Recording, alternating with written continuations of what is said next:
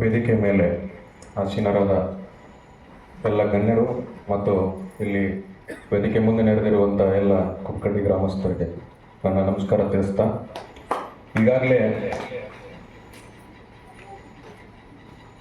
ನಾನು ಭಾಳಷ್ಟು ಅಕ್ಷತಾ ಮೇಡಮ್ ಅವರಷ್ಟು ಒಳ್ಳೆ ಭಾಷಣಗಾರ ಅಲ್ಲ, ಬಟ್ ಅವ್ರು ಹೇಳಿದ್ದ ಎರಡು ಮಾತುಗಳನ್ನು ಮತ್ತೊಂದು ಸಲ ನಿಮ್ಗೆ ಹೇಳ್ತೀನಿ. ನಾನು ಉಳಿದದ್ದೆಲ್ಲ ಅವರು ಭಾಳಷ್ಟು ನಿಮಗೆಲ್ಲ ತೊಂದರೆಗಳು ಏನೇನು ಮಾಡ್ತಿದ್ರು, ಏನೇನು ನಿಮಗೆಲ್ಲ ನೀವು ಪಡೆದೇ ಇರುವಂಥ ತೊಂದರೆಗಳನ್ನ ಹೇಳಿಲ್ಲ, ಬಟ್ ಮತ್ತೊಂದು ಸಲ ಎಚ್ಚರಿಸ್ಬೇಕಾಗ್ತದೆ.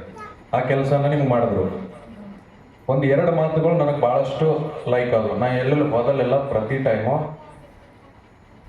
ಎಲ್ಲೆಲ್ಲಿ SC/ST ಅವರ ಕಾಲೋನಿಗಳಿಗೆ ಹೋಗಲಿ ಅಥವಾ ಅವ್ರು ಮೀಟಿಂಗ್ ಮಾಡಿದಾಗ ಆ ಎರಡು ಮಾತು ಮಾತ್ರ ಕಂಪಲ್ಸರಿ ಹೇಳ್ತೀನಿ. ಅಕ್ಷತಾ ಮೇಡಮ್ ಅವರು ಲಾಸ್ಟಿಗೆ ಹೇಳ್ಬೇಕಂದ್ರೆ ಅದನ್ನೇ ಹೇಳಿಸ್. ಯಾರಿಗಾದ್ರೂ ನೆನಪಿದ್ಯಾ? ಯಾಕಂದ್ರೆ ನಾವು ಭಾಳಷ್ಟು ಯಾರು ತಪ್ಪು ತಿಳ್ಕೊಬೇಡ್ರಿ, ಅದು ಇಂಪಾರ್ಟೆಂಟ್ ಅಲ್ಲ ಅಂತಲ್ಲ, ಬಟ್ ಭಾಳಷ್ಟು ನಾವು ಯಾವುದು ಹೊಡೆದಾಡ್ತೀವಿ. ಒಂದು ಸರ್ಕಲ್ ಮಾಡಿಸಿಲ್ಲ, ಆ ಮೂರ್ತಿ ಕಟ್ಸಿಲ್ಲ, ಸಮುದಾಯ ಭವನ ಕಟ್ಸಿಲ್ಲ, ಇದ್ರ ಸಲುವಾಗಿ ಹೊಡೆದಾಡ್ತೀವಿ. ಬಟ್ ಅಕ್ಷತಾ ಮೇಡಮ್ ಹೇಳೋ ಮಾತನಾಗ ಒಂದು ಸ್ವಲ್ಪ ಅರ್ಥ ಇತ್ತು, ಕೇಳ್ಕೊಂಡ್ರೆ ಎಲ್ಲರೂ. ಈಗ ನಿಮಗೆಲ್ಲರಿಗೂ ಸಂವಿಧಾನ ಅನ್ನುವಂಥ ಒಂದು ಕುದುರೆಯನ್ನು ಕೊಟ್ಟಿದ್ದಾರೆ B.R. ಅಂಬೇಡ್ಕರ್ ಅವರು. ಈಗ ಕುದುರೆ ಓಡಿಸ್ಬೇಕಲ್ಲ ನಾವು ಎಲ್ಲಿ ತನಕ. ಈಗ ನೀವೆಲ್ಲರೂ ಅನಿಸ್ತಿರ್ಬೋದು, ನಮ್ಮಲ್ಲಿ ಭಾರತ ದೇಶದಲ್ಲಿ ಬಹಳಷ್ಟು ದಿವಸಗಳಿಂದ ಸ್ವಾತಂತ್ರ್ಯ ಹೋರಾಟ ನಡೆದಿತ್ತು, ಎಲ್ಲ ಆಗಿತ್ತು. ಆದ್ರೂ ಅಂಬೇಡ್ಕರ್ ಅವರಿಗೆ ಯಾಕೆ ಇಷ್ಟು ಮಹತ್ವ ಕೊಡ್ತೀನೋ? ಹೋರಾಟ ಬಹಳ ಮಂದಿ ಮಾಡಿದ್ರು, ಬಹಳಷ್ಟು ಮಂದಿ ಸಂವಿಧಾನ ಸಭೆ ಒಳಗೂ ಇದ್ರು. ಬಟ್ ಅಂಬೇಡ್ಕರ್ ಅವರಿಗೆ ಇಷ್ಟಾಗಿ ಮಹತ್ವ ಕೊಡ್ತೀವಿ ಅಂದ್ರೆ ಅವರ ಜ್ಞಾನಕ್ಕೆ.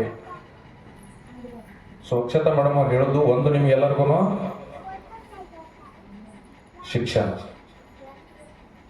ಅದೊಂದು ನಿಮ್ಮ ಕಡೆ ಇತ್ತಂದ್ರೆ ನೀವು ನಾಳೆ ಯಾರನ್ನಾದ್ರೂ ಎಲ್ಲರೂ ಮೇಲಿನವ್ರು ಹೇಳಿದ್ರು ನಿಮ್ಗೀಗ ಒಬ್ಬ ತಪ್ಪು ಮಾಡ್ಯಾನಂತಂದ್ರೆ ಕ್ವಶನ್ ಮಾಡಾಕ ಸರಿ ಮಾಡಿ ಪರವಾಗಿ ನಿಲ್ಲಾಕು ನಮ್ಮ ಕಡೆ ತಲೆಗೆ ಏನಾರು ಇರ್ಬೇಕು. ಇಲ್ಲ ಅಂತಂದ್ರೆ ಸ್ವಾಮೀಜಿಗಳು ಆಗಲೇ ಹೇಳ್ಬೇಕಂದ್ರೆ ಹೇಳ್ತಾ ಇದ್ರು. ಈಗ ಅಕ್ಷತಾ ಮೇಡಮ್ ಅವ್ರು ಹೇಳ್ಬೇಕಂದ್ರೆ ಗುಟ್ಕಾ ತಿನ್ಬೇಡ್ರಿ ಅಂತ ಹೇಳ್ತಾ ಇದ್ರು. ಸ್ವಾಮೀಜಿ ಅಲ್ಲೇ ಕುಂತು ಇಲ್ಲೇ ಕುಂತ ನೋಡ್ರಿ ಅವರು ಅಂತ. ಸೊ ಮತ್ತೆ ನನಗೆ ದಲಿತ ವಿದ್ಯಾರ್ಥಿ ಪರಿಷತ್ ಅವರಿಗೆ ಯೂಶಲಿ ನಾನು ಪೊಲೀಸ್ ಆಫೀಸರ್. ಸೊ ಹೋದಲ್ಲೆಲ್ಲ ನಾನು ಎಲ್ಲರಿಗೂ ಹೊಗಳಿ ಬರುವಂಥದ್ದು ಇರಂಗಿಲ್ಲ. ಯಾಕಂದ್ರೆ ದಿವಸ ತೊಂದರೆಗಳನ್ನು ನೋಡ್ತಾ ಇರ್ತೀನಿ ಅಂದ್ರೆ ಒಂದೆರಡು ಮಾತುಗಳನ್ನ ಹೇಳಿ ಬರೋದಿರ್ತಕ್ಕ. ಸೊ ಭಾಳ ಚಲೋ ಮಾಡಕತ್ತೀರಿ, ಅದನ್ನ ಎಲ್ಲರೂ ನಿಮ್ಗೆ ಹೇಳ್ತಾರ. ಕೆಲವೊಂದು ಮಾಡಬೇಡ್ರಿ, ಅದನ್ನ ಹೇಳ್ತೀವಿ. ಮಾಡಬೇಡ್ರಿ ಅನ್ನೋದು ಕೆಲವೊಂದು ನಾನು ನಿಮ್ಗೆ ಓಪನ್ ಆಗಿ ಹೇಳಿದ್ರೆ ನನಗೆ ಎಲ್ಲರೂ ಜಗಳ ತೆಗಿತೀರಿ.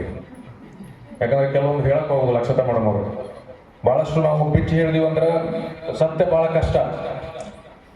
ಸೊ ನಾ ಏನು ಹೇಳ್ತಾ ಇದ್ದೀನಿ ಅಂತ ನಿಮಗೆ ಅರ್ಥ ಆಗುತ್ತೆ. ಒಂದಂತೂ ನಾನು ನಿಮ್ಗೆ ಹೇಳ್ತೀನಿ, ನೀವೇನು ದಲಿತ ವಿದ್ಯಾರ್ಥಿ ಪರಿಷತ್ ಅಂತ ಪ್ರತಿ ಟೈಮ್ 2 ಸಲ, ಒಂದು ಮಹಾಪರಿನಿರ್ವಾಣ ದಿನ ಮತ್ತು ಇನ್ನೊಂದು ಅಂಬೇಡ್ಕರ್ ಅವರ ಜನ್ಮದಿನ, ಅವೆರಡು ಮಾಡಿ. ಆ ಎರಡೂ ಟೈಮಲ್ಲಿ ಮೇಡಮ್ ಅವ್ರು ಹೇಳಿದ್ರಲ್ಲ DJ ಅಂತ, ಈ ಸಂಸ್ಕೃತಿಗೆ ಯಾವುದೇ ಕಾರಣಕ್ಕೂ ಅಲೋ ಮಾಡಬೇಕು. ಮಾಡೋದ್ರಿಂದ ನಿಮ್ಮ ಮುಂದಿನ ಪೀಳಿಗೆಗಳಿಗೆ, ಮುಂದಿನ ಜನರಿಗೆ, ಫಾರ್ ಎಕ್ಸಾಂಪಲ್ ನಾನೇ ಒಂದು 25-30 ಜನ ಇದ್ದೀನಿ ಅಂದ್ರೆ ನನ್ನ ಜೊತೆ 10 ರಿಂದ 20 ವರ್ಷ ಇದ್ರು ಹುಡುಗ ಕುಣ್ಕೋತ ಕುಂತ ಅಂದ್ರೆ ನಾನು ಅವನು ಇಲ್ಲೇ ನಿಲ್ಲಿಸ್ತಾನೆ.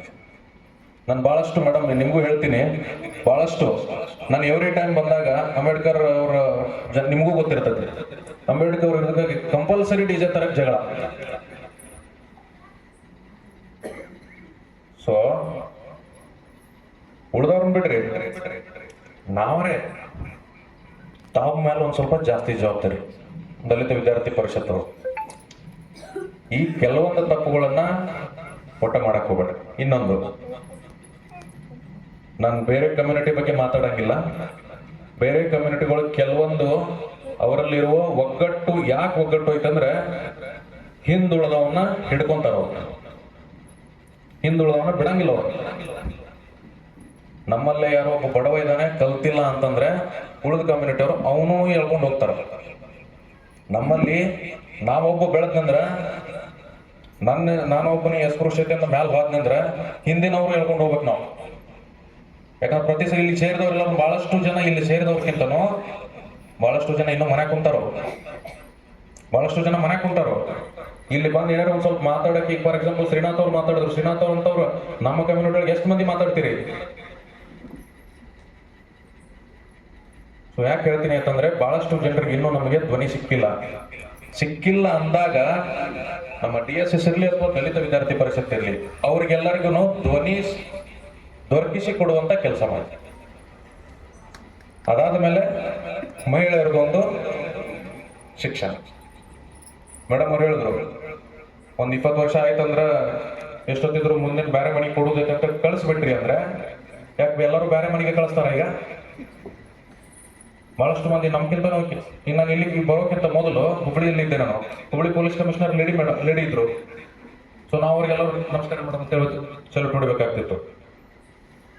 ಸೊ ಹೇಳೋ ಮಾತಿನ ಅರ್ಥ, ಮೇಡಮ್ ಅವ್ರು ಅವಾಗ ಹೇಳಿದ್ರು, ಇಬ್ರು ಎಷ್ಟು ಜನ ಗಂಡು ಮಕ್ಕಳಿದ್ದಾರೆ ಕುಂಕಡ್ಡಿ ಒಳಗೆ, ಎಷ್ಟು ಜನ ಹೆಣ್ಮಕ್ಳು ಇದೀರಿ. ಸೊ ಮತ್ತೆ ಅವ್ರೆಷ್ಟು ಜನ, ಈಗ ಫಾರ್ ಎಕ್ಸಾಂಪಲ್ ಈಗ ಎಲ್ಲಾನು ಸರ್ಕಾರದಿಂದನೇ ಆಗಂಗಿಲ್ಲ, ಕೆಲವೊಂದು ನಿಮ್ಮಿಂದನೂ ಸ್ಟಾರ್ಟ್ ಆಗ್ಬೇಕಲ್ಲ. ಗಾಂಧೀಜಿ ಅವ್ರು ಹೇಳ್ತಾರೆ, ಏನಾದ್ರೆ ಸಮಾಜದಾಗ ಬದಲಾವಣೆ ಆಗ್ಬೇಕಂದ್ರೆ ಬದಲಾವಣೆ ಮೊದಲು ಸಮಾಜದಿಂದನೇ ಸ್ಟಾರ್ಟ್ ಆಗಬೇಕು. ಇಲ್ಲಾಂತಂದ್ರೆ ಕಾನೂನುಗಳು ಸಮಾಜದಾಗ ಒತ್ತಾಯ ಪೂರ್ವಕವಾಗಿ ತಂದು ಕೊಡಿಸಿದ್ರೆ ಕಾನೂನುಗಳು ವರ್ಕ್ ಆಗಂಗಿಲ್ಲ. ಕಾನೂನುಗಳು ಸಮಾಜದಿಂದ ಅದಕ್ಕೆ ಒಪ್ಪಿಗೆಯಿಂದ ಆಗ್ಬೇಕು, ಅವಾಗ ಆ ಕಾನೂನುಗಳು ಜಾರಿಗೆ ಈಸಿಯಾಗಿ ಆಗ್ತದೆ. ಸೊ ಅದಕ್ಕೆ ನಾ ಹೇಳೋದು 3 ಮಾತು. ಒಂದು, ಮಹಿಳೆಯರ ಶಿಕ್ಷಣ, ಮತ್ತೆ ದಲಿತ ಜನರ ಎಲ್ಲರದು ಶಿಕ್ಷಣ, ಎಸ್ಪೆಷಲಿ ಚಿಕ್ಕ ಮಕ್ಕಳದು.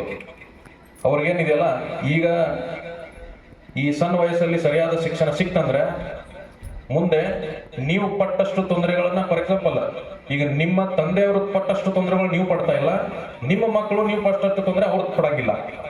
ಬಟ್ ಅದು ಯಾವಾಗ ಆಗತ್ತೆ ಅಂದ್ರೆ ಅವ್ರಿಗೆ ಒಂದು ಸರಿಯಾದ ಶಿಕ್ಷಣ ನೀವು ಕೊಡಿಸ್ಬೇಕು. ಅದಾದ್ಮೇಲೆ ನಮ್ಮ ಕಮ್ಯುನಿಟಿ ಹುಡುಗರು ಯಾರ್ಯಾರು ತಪ್ಪು ದಾರಿಯಲ್ಲಿ ನಡೀತಾ ಇದ್ದಾರೆ, ನೀವು ಸಹ ತಂದೆ ತಾಯಿ ದುಡಿದು ಬರೋದು, ಇವ್ರು ನಮ್ಮವ್ರು ಏನ್ ಮಾಡೋದು, ಕುಡಿಯೋದು, ಸಿಗರೇಟ್ ಸೇದೋದು, ಇಸ್ಪೆಟ್ ಆಡೋದು. ಎಲ್ಲರೂ ಪೊಲೀಸರು ಬಂದು ಹಿಡಿಯಕ್ಕಾಗಲ್ಲ, ಹುಬ್ಬಕಟ್ಟಿಗೆ ದಿವಸ ಬರಕ್ಕಾಗಲ್ಲ ಪೊಲೀಸರು. ನಮ್ಮ ಕೆಲಸ ಹೋಯ್ತು ನಾವು ಮಾಡ್ತೀವಿ, ಬಟ್ ಬಂದ್ ಮಾಡೋದ್ರಿಂದ, ನಾವು ಮಾಡೋದ್ರಿಂದ ಒಂದು ಕೇಸ್ ಆಯ್ತಂದ್ರೆ ನಾಳೆ ಅವನಿಗೆ ತೊಂದರೆ. ಎಲ್ಲಾನು ಕೇಸ್ ಮಾಡಿನೇ ಏನೋ ಸೊಲ್ಯೂಷನ್, ಅದಕ್ಕೆ ಒಂದು ಪರಿಹಾರ ಕಂಡುಕೊಳ್ಳಕ್ಕಾಗಲ್ಲ. ಸೊ ಅಲ್ಲಿ ಸಂಘಟನೆಗಳು, ಸಮಾಜದಾಗ ಯಾರು ನಿಮಗೆ ಧ್ವನಿ ಸಿಕ್ಕಿದೆ ಅಂತವರು, ಆ ಒಂದು ಏನೊಂದು ಗ್ಯಾಪ್ ಇರ್ತೈತಿ ಅದನ್ನ ನೀವು ಫಿಲ್ ಮಾಡಲಿಕ್ಕೆ ತಾವೆಲ್ಲರೂ ಕೆಲಸ ಮಾಡಬೇಕು. ಸೊ ಅದನ್ನು ಬಿಟ್ಟು ಪೊಲೀಸ್ ಆಫೀಸರ್ ಇದ್ದೀನಿ 2-3 ಮಾತುಗಳನ್ನ ಹೇಳ್ತೀನಿ. ಈ ಸಭೆಗೆ ಸಂಬಂಧಪಟ್ಟದ್ದು ಇಲ್ಲೇ ಇರ್ಬೋದು, ಆದ್ರೂ ನಿಮ್ಗೆಲ್ಲರಿಗೂ ಅರಿವು ಮೂಡಿಸೋದು ನನ್ನ ಕೆಲಸ, ಅದಕ್ಕೆ ಹೇಳ್ತೀನಿ. ಒಂದನೇದು, ಈ ಮೊಬೈಲ್ ಅನ್ನೋದು ಏನೋ ಒಂದು ಹುಚ್ಚತನ ಎಲ್ಲರಿಗೂ ಬಂದ್ಬಿಟ್ಟಿದ್ರೆ, ನಮಗೂ ಹುಡ್ಕೊಂಡೆ. ಮೊಬೈಲನ್ನ ನಿಮಗೆ ಎಷ್ಟು ಗೊತ್ತಿದೆ ಅಷ್ಟೇ ಯೂಸ್ ಮಾಡಿ, ಎಷ್ಟು ಅವಶ್ಯಕತೆ ಇದೆ ಅಷ್ಟೇ ಯೂಸ್ ಮಾಡಿ, ಬಹಳಷ್ಟು ಯೂಸ್ ಮಾಡಬೇಡಿ. ಯಾಕಂತಂದ್ರೆ ಡೈಲಿ ನನಗೀಗ ನನ್ನ ಬಾಗೇವಾಡಿ DSP ಇದೇನಂದ್ರೆ ಡೈಲಿ 3-4 ಕಂಪ್ಲೇಂಟ್ ಅದೇ ಆಗ್ತಾ ಇದಾವೆ. 50,000, 60,000, 70,000 ಕಷ್ಟಪಟ್ಟು ದುಡ್ದಿರೋದನ್ನ ಯಾವುದೋ ಮೊಬೈಲಲ್ಲಿ ಒಂದು ಲಿಂಕ್ ಬಂತು ಅಂತ ಓಪನ್ ಮಾಡಿಬಿಟ್ಟು ಕಳ್ಕೊಳ್ಳೋದು. ಸೊ ಯಾವುದೇ ಕಾರಣಕ್ಕೂ ತಾವು ಮೊಬೈಲ್ ಅನ್ನ ನಿಮ್ಗೆ ಗೊತ್ತಿಲ್ಲ ಅಂತಂದ್ರೆ ಯೂಸ್ ಮಾಡಕ್ ಹೋಗ್ಬೇಡ್ರಿ. ಬೆಸ್ಟ್ ಆ ಕೀಪ್ಯಾಡ್ ಮೊಬೈಲ್ ಇದ್ದ ಭಾಳ ಚಲೋ ಇತ್ತು. ಇದೇನೀಗ ಎಲ್ಲ ಸ್ಕ್ರೀನ್ ಮೊಬೈಲ್ ಬಂದತ್ಲ, ಈಗ ಇದರಿಂದ ಬಹಳಷ್ಟು ತೊಂದರೆ ಆಗ್ತಾ ಇದಾವೆ. ಸೊ ಅದ್ರ ಸಲುವಾಗಿ ಸ್ವಲ್ಪ ಮೊಬೈಲ್ ಅನ್ನ ಕಡಿಮೆ ಯೂಸ್ ಮಾಡಿ. ಎರಡನೇದು, ನಿಮಗೆ ಏನಾರ ಸಣ್ಣ ಪುಟ್ಟ ತೊಂದರೆಗಳು, ಯಾಕಂದ್ರೆ ನಮ್ಗೆ ಬಹಳಷ್ಟು ನಾವು ಏನಂತೀವಿ, ತೊಂದರೆಗಳು ಸಣ್ಣದಿದ್ದಾಗ ಅಡ್ರೆಸ್ ಮಾಡಿದ್ರೆ ಅಲ್ಲೇ ಅದು ಸಾಲ್ವ್ ಹೋಗ್ಬಿಡುತ್ತೆ. ಸೊ ನಮ್ದೊಂದು ಪೊಲೀಸಲ್ಲಿ 112 ಅಂತ ಒಂದು ಸೇವೆ ಇದೆ. ಸೊ ಏನೇ ಸಣ್ಣ ಪುಟ್ಟ ಜಗಳ ಇರಲಿ, ಅಥವಾ ಯಾರೋ ಕುಡಿದು ಬಂದು ಇನ್ನೊಬ್ಬರಿಗೆ ತೊಂದರೆ ಮಾಡ್ತಾ ಇರಲಿ, ಮೊದಲೆಲ್ಲ ನಾವು ನಂಬರ್ ಹೆಸರು ಕೇಳ್ತಿದ್ವಿ ಯಾರು ಕಂಪ್ಲೇಂಟ್ ಅಂತ, ಈಗ ಹಂಗಿಲ್ಲ. ನೀವು ಫೋನ್ ಮಾಡಿಬಿಟ್ರೆ ಅಂದ್ರೆ 112 10ರಿಂದ 15 ನಿಮಿಷದಲ್ಲಿ ಆ ಗಾಡಿ ನಿಮ್ಮಲ್ಲಿ ಇರ್ತೈತಿ. ಅದು ಇಲ್ಲೇ ಸಾಲ್ವ್ ಮಾಡ್ಬೋದಿತ್ತಂದ್ರೆ ಇಲ್ಲೇ ಸಾಲ್ವ್ ಮಾಡಿ ಹೋಗ್ತಾರೆ, ಇಲ್ಲಿ ಆಗಲ್ಲ ಅಂತಂದ್ರೆ ಸ್ಟೇಷನ್ ಕರ್ಕೊಂಡು ಹೋಗ್ತಾರೆ. ಸೊ ಈ ಸಣ್ಣ ಪುಟ್ಟ ತೊಂದರೆಗಳಿಗೆ 112, ಇದಕ್ಕೆ ನಿಮ್ಮ ಮೊಬೈಲ್ ಅಲ್ಲಿ ಚಾರ್ಜ್ ಇದ್ರೆ ಸಾಕು, ₹1 ಖರ್ಚಾಗಂಗಿಲ್ಲ, ಏನಿಲ್ಲ. ಇವನ್ ಬಟನ್ ಮೊಬೈಲ್ ಇದ್ರೂ ವರ್ಕ್ ಆಗುತ್ತೆ. ನಿಮ್ದು ಎಕ್ಸಾಕ್ಟ್ ಲೊಕೇಶನ್ ಅವರೇ ತಗೊಂತಾರೆ. ಸೊ ಎರಡನೇದು. ಮೂರನೇದು, ಯಾವುದೇ ಕಾರಣಕ್ಕೂ ಈ ದುಶ್ಚಟಗಳಿಗೆ ನಿಮ್ಮ ಮಕ್ಕಳೇನಾದ್ರು ಬಲಿಯಾಗಿದ್ರಂದ್ರೆ ನಿಮ್ಮ ಊರಲ್ಲಿ ನೀವು ಹೇಳಕ್ ಇಷ್ಟ ಇಲ್ಲ ಅಂತಂದ್ರೆ, ಅಥವಾ ನಿಮ್ಮ ಮಾತು ಕೇಳ್ತಾ ಇಲ್ಲ ನಿಮ್ಮ ಮಕ್ಕಳು ಅಂತಂದ್ರೆ, ನಾವೇನ್ ಕೇಸ್ ಮಾಡಂಗಿಲ್ಲ. ಪೊಲೀಸರು ಅದೊಂದು ತಪ್ಪು ಕಲ್ಪನೆ ಇದೆ ಎಲ್ಲರಿಗೂ. ನಾವು ಪೊಲೀಸರು ಬರೀ ಕೇಸ್ ಮಾಡ್ತಾರ ಹೊಡಿತಾರಂತ. ನಮ್ದು ರೋಲ್ ಚೇಂಜ್ ಆಗಿದೆ ಈಗ. ತಿಳಿಸಿ ಹೇಳುವಂತ ಕೆಲಸ ನಾವು ಮಾಡ್ತಾ ಇದೀವಿ ಈಗ. ಸೊ ಅಂತವ್ರು ಏನಾಗಿತ್ತಂದ್ರೆ, ನೀವ್ ಹೇಳೋದಕ್ಕೂ ನಾವ್ ಹೇಳೋದಕ್ಕೂ ಒಂದ್ ಸ್ವಲ್ಪ ಡಿಫ್ರೆನ್ಸ್ ಇರ್ತೈತಿ.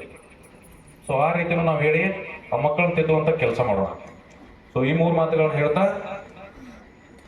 ನಮ್ಮನ್ನ ಇಲ್ಲಿ ಕರೆದು ಮಾತಾಡ್ಲಿಕ್ಕೆ ಒಂದು ಅವಕಾಶ ಕೊಟ್ಟದಕ್ಕಾಗಿ ಮತ್ತು ತಾವೆಲ್ಲರೂ ಇಲ್ಲಿ ತನಕ ನನ್ನ ಮಾತನ್ನು ಕೇಳಿದಕ್ಕಾಗಿ ಕುಕ್ಕಡ್ಡಿ ಎಲ್ಲ ಗ್ರಾಮಸ್ಥರು ಮತ್ತು ದಲಿತ ವಿದ್ಯಾರ್ಥಿ ಪರಿಷತ್ ಕುಕ್ಕಡ್ಡಿ ಅವ್ರಿಗೂ ನನ್ನ